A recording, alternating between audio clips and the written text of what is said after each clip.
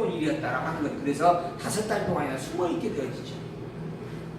그러면서 주께서 나를 돌아보시는 날에 인간의 내 부끄러움을 없게 하시려고 이렇게 행하십니다. 인간적으로는 아이를 낳지 못했다라고 하는 거, 아이를 한번 낳아보지도 못했다라고 하는 것이 너무 수치스럽고 부끄러운 일이었다라고 하는 거예요, 여인으로서. 근데 그 아이를 갖게 되어졌으면 얼마나 기쁜 일이겠어요.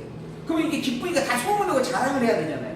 근데 그것조차 하기에도 염치가 없는 그 정도로 나이가 많은 상태였다라고 하는 거예요. 그래서 한편으로는 기쁘면서 한편으로는 숨겼다라고 하는 거예요.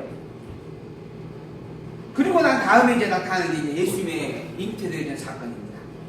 6달 후에, 여섯째 달에, 이 여섯째 달은 세례 요한이 잉태된 이후에 6달이 지났다라고 하는 거예요. 엘리사벳이 아이를 잉태하고 6개월이 된 때예요. 천사 가브리엘이 하나님의 보내심을 받들어 갈릴리 나사렛이라는 동네에 나타났습니다.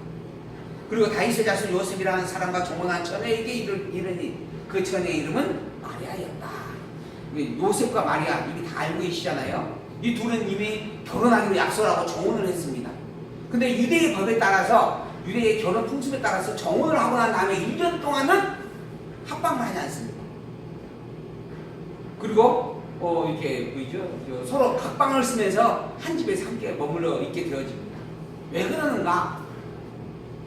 이 1년이라는 시간 동안에 이제 그 여인의 정결함을 확인하기 위해서 그런 거예요.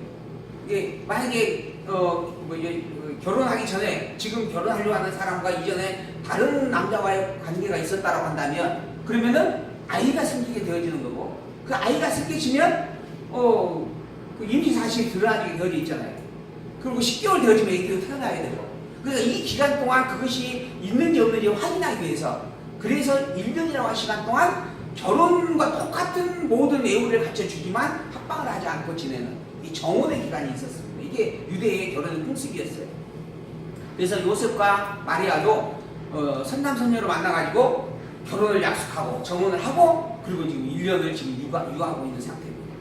그런데 6개월이 지났어요. 그 상황에서 갑자기 이제 천사가 나타나서 지금 이야기를 하는 겁니다. 뭐라고 이야기하느냐 하면, 보라, 내가 수태하의 아들을 낳으리니 그 이름을 예수라 하라. 즉 처녀 마리아에게 아직 남편과 함께하지 아니하는 처녀인 마리아에게 나타나서 너 아이를 낳게 될 것이다, 아기가 생길 것이다 라고 이야기를 하는 겁니다. 저가 큰 자가 되고 지극히 높으신 이의 아들이라 일컬을 것이요 주 하나님께서 그 조상 다윗의 위를 저에게 주시리니 영원히 야곱의 집에 왕으로 타실 것이며 그 나라가 무궁하리라. 하나님 당신의 아들을 너의 몸을 통하여 이 땅에 보내실 것이다 라고 이야기를 해주는 거죠. 요한이 지금 잉태가 되어지고 난 6개월이 지난 상태에서 일어난 사건입니다. 그리고 난 다음에 이제 이러한 이야기를 들은 마리아가 천사에게 이야기합니다. 나는 사내를 알지 못하니 어찌 이런 일이 있겠습니까? 즉 나는 아직 남편과 잠자리가 함께하지 않은 상황인데 어떻게 내가 아이를 낳을 수 있겠습니까? 아이가 생길 수 있겠습니까? 라고 말하는 거죠. 결국은 자기가 아직 남자를 알지 못하는 처녀입니다 라고 이야기를 하는 그런 내용입니다. 천사가 대답하여 가로되 성령이 내게 임하시고 지극히 높으신 이의 능력이 너를 덮으시리니 이러므로 나실 바 거룩한 자는 하나님의 아들이라 일컬으리라. 하나님의 아들을 지금 네가 낳는다라고 하는 것이다. 요셉의 아이를 낳는 게 아니고 하나님의 아들을 네가 낳는다라고 하는 이야기다라고 밝혀주는 것이죠. 성령이 너에게 임하시고 지극히 높으신 이의 능력이 너를 덮으리니 그 거룩하신 자 하나님의 아들을 네가 낳는다라고 말합니다. 그 증거가 뭘까요? 그리고 이 일은 도저히 정말 믿을 수 없는, 남자 없이 여인네가 혼자 아이를 잉태하게 된다라고 하는 것도 있을 수 없는 일이고, 또 그러한 부분들에 대해서 정말 너무 황당한 이야기일 수밖에 없는 부분이어가지고 의아해하고 있는 거죠. 그래서 증거를 보여줍니다. 36절 보라, 내 친족 엘리사벳도 늙어서 아들을 배었느니라. 늙어가지고 아이를 가질 수 없는 여인이 있었는데 그 여인이 아이를 지금 잉태한 상태다. 그는 6개월이나 되었다라고 하는 겁니다. 그는 본래 수태하지 못한다 하더니가 이미 6달이나 아이를 지금 품고 있다라고 하는 겁니다. 그러한 하나님의 능력으로 말미암아 되어진 일이다. 하물며 하나님께서 너에게 아이를 갖지 못하게 하겠느냐. 그런 능력을 가진 하나님이 너에게 하나님의 아들을 지금 보내겠다라고 말하는 것이다. 대저 하나님의 모든 말씀 능치 못하심이 없느니라. 마리아가 가로되 주의 종 계집종이오니 말씀대로 내게 이루어지이다. 그러면 그렇게 본인이 순종하겠습니다 라고 화답을 하죠. 이에 천사가 떠나갔다 하는 겁니다. 처녀인 마리아가 하나님의 아들을 너에게 보내겠다라고 하는 그 말을 수용하고 감당을 하겠다라고 하는 겁니다. 이건 이제 처녀인 마리아의 결정입니다. 자기가 처녀로서, 근데 당시 정혼을 한 상태에서 아이가 생기게 되어지면 이건 불륜입니다. 그러니까는 그 아이를 낳은 여인들을 이제 뭐죠? 모세 율법에 따라 처벌을 할 수밖에 없는 거죠. 이 일을 알고 있기 때문에 요셉이 조용히 마리아가 잉태되어졌다라고 한 사실을 알게 된 순간 마리아와의 관계를 끊으려고 그렇게 조용히 처리하려고 했던 그런 일들이 있습니다. 그때 이제 하나님께서 천사를 보내서 요셉에게도 이 일이 성령으로 말미암아 된 것이다라고 밝혀주는 거죠. 근데 어쨌든 마리아로서는 이걸 순종하고 받아들이는 일이 쉽지 않은 일이었던 건데, 그러나 결국 하나님의 말씀에 순종하고 그것을 이제 받겠다라고 이야기를 하고 천사가 마리아에게 떠나갔다라고 이야기를 하는 거죠. 그리고 난 다음에 마리아가 일어나 빨리 산중에 가서 유대 한 동네에 이르러 사가랴의 집에 들어가 엘리사벳을 문안을 했어요. 그 엘리사벳이 나이가 많아서 아이를 낳을 수 없는 사람이 아이가 잉태되어졌고 육조원이 되어졌다라고 하는 이야기가 되어졌고 확인이 되어졌고, 그리고 그로 말미암아 하나님의 말씀을 수납하게 된 그런 마리아로서 그걸 확인하기 위해서 뛰어간 겁니다. 그리고 실제로 가보아가지고 엘리사벳을 만났어요. 그러자 엘리사벳이 마리아의 문안함을 들음에 아이가 복중에서 뛰어놀았어요. 그 아이가 마리아를 보고 뛰어놀다 기뻐했다라고 하는 겁니다.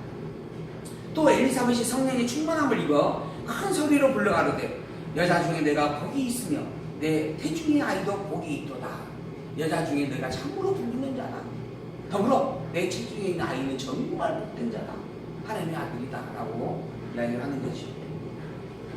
내 주의 모친이 내게 나오니 이 어찌된 일인고, 내 주의 모친, 나의 하나님인 그리스도를 품고 있는 여인이 나에게 나온다라고 하는 것이 어찌 가능한 일이냐, 이렇게 이야기를 하는 거예요. 그러니까는 마리아의 태중에 있는 그 생겨난 그 아이가 하나님의 아들이다라고 엘리사벳이 지금 증거해주고 있는 겁니다. 보라, 내 문안하는 소리가 내 귀에 들릴 때 아이가 내 복중에서 기쁨으로 뛰노랐도다. 믿는 여자에게 복이 있도다. 믿은 여자에게 복이 있도다. 주께서 그에게 하신 말씀이 반드시 이루리라 하면서 마리아를 축복해주고 마리아의 그 놀라운 일에 기뻐해주는 그러한 내용이 기록되어집니다. 엘리사벳은 자기가 아이를 가졌다라고 하는 건 또 기가 찬 일이었습니다. 너무 놀라운 하나님의 은혜임을 너무 감사할 수밖에 없었죠. 근데 그런 상태에서 또 주의 모친된 마리아를 만났다라고 하는 부분, 그걸 확인하면서 자기의 뱃속에 있는 아이가 뛰어놀고 자기가 또 그것을 성령으로 말미암아 깨달아지면서 너무 놀라서 하나님을 찬양하고 마리아를 복 있는 자라라고 그게 칭함이 되어집니다. 마리아를 향하여서 복 있는 자다, 복 있는 여인이다 라고 이야기했다 해서 성모 마리아나 이렇게 지금 표현을 하는 부분이 있습니다. 근데 이 마리아가 복 있는 자는, 복 있는 것은 너무 분명합니다. 하나님의 아들을 품었잖아요. 이거 너무너무 놀라운 축복일 수밖에 없는 거죠. 그래서 이 엘리사벳도 복 있는 자라고 이야기를 하는 겁니다. 그러나 그 마리아의 복이 누구 때문인가? 하나님의 아들이 잉태한 것 때문에 그런 것이지, 그 하나님의 아들의 어머니라고 하는 부분으로서 그렇게 성모다라고 칭함받기에는 사실은 부적절한 부분이 아닌가 이렇게 생각이 되어집니다. 그저 하나님의 아들을 직접 품을 수 있는 그러한 하나님의 택함받은 자라고 하는 것 자체가 축복의 일이다라고 이렇게 보아야 될 부분입니다. 마리아가 가로되 내 영혼이 주를 찬양하며 내 마음에 하나님 내 구주를 기뻐하였으면 그 계집종의 비천함을 돌아보셨습니다. 그러니까 마리아는 자기를 비천한 계집종이다라고 이야기합니다. 자기는 정말 보잘것없는 존재다라고 하는 거예요. 근데 그러한 보잘것없는 마리아가 왜 복된 자가 되어지는가, 복된 자라고 칭함을 받는가? 하나님의 아들 예수를, 그리스도를 품었기 때문이다라고 하는 거죠. 그런 하나님의 아들을 자기의 몸을 통하여 보내시는 그 일이 너무 감사하다. 마리아가 그렇게 고백을 하는 겁니다. 보라 이제부로는 만세로 나를 복이 있다 일컬이리로다. 능하신 이가 큰 일을 내게 행하셨으니 그 이름이 거룩하시며 그 긍휼하심이 두려워하는 자에게 대대로 이르는도다. 그의 팔로 힘을 보이사 마음의 생각이 교만한 자들을 흩으셨고 권세 있는 자를 그 위에서 내리치셨으며 빛이 하늘을 높이셨고 줄이는 자를 좋은 것으로 배불리셨으며 부자를 공수로 보내셨도다. 그 종 이스라엘을 도우사 긍휼히 여기시고 기억하시되 우리 조상에게 말씀하신 것과 같이 아브라함과 및 그 자손에게 영원히 하시리로다 하니라. 마리아가 하나님을 향하여서 과거 이스라엘 백성들을 통하여 섭리하신 일들을 되새기면서 하나님을 찬양하는 겁니다. 하나님은 여호와이십니다. 그 여호와 되신 하나님이 약속한 대로 하나님의 아들을 땅에 보내신다. 그 일에 내가 쓰임받는 것이 너무너무 감사합니다 라고 지금 스스로 고백을 하는 거예요. 이 비천하고 보잘것없는 계집종인데 그런 계집종을 이 귀한 일에 쓰여주셔서 참으로 감사합니다. 아까 말씀드린 것처럼 불륜으로 지켜질 수밖에 없는 사건입니다. 인간의 눈으로 보기에는. 그리고 남편에게도 버려질 그런 위기를 맞기도 하는 그런 마리아입니다. 그런데 그런 마리아가 그 모든 것들을 지금 내어놓고 오직 하나님의 말씀을 순종하면서 그 일에 쓰임받는 그 일이 얼마나 기쁘고 즐거운가라고 노래를 하고 있는 거죠. 이게 사실 우리 일반적인 상식으로는 사실 이해하기가 쉽지 않는 내용입니다. 그런데 이 모든 이야기의 중심이 하나님의 아들을 바라봤기 때문에 가능한 일이다라고 이야기할 수 있는 거죠. 그리고 난 다음에 마리아가 석 달쯤 이 엘리사벳 집에 함께 머물다가 자기 집으로 돌아간다. 그게 6개월에 만났어요. 그리고 3개월이 지났어요. 애기가 몇 개월이 태어나요?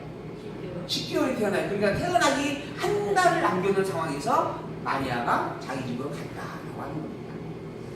태어난 것까지 보고 가도 되는데, 그죠? 근데 어쨌든 그렇게 태어나는 그 배가 저기 불러오고 얘가 태동하고 하는 그런 부분들까지 직접 다 함께 앉아서 경험하고 확인하고 그리고 집으로 돌아갔다라고 하는 거죠. 정말 이러한 사건을 통하여서 이러한 사건이 실제 있었던 일들입니다.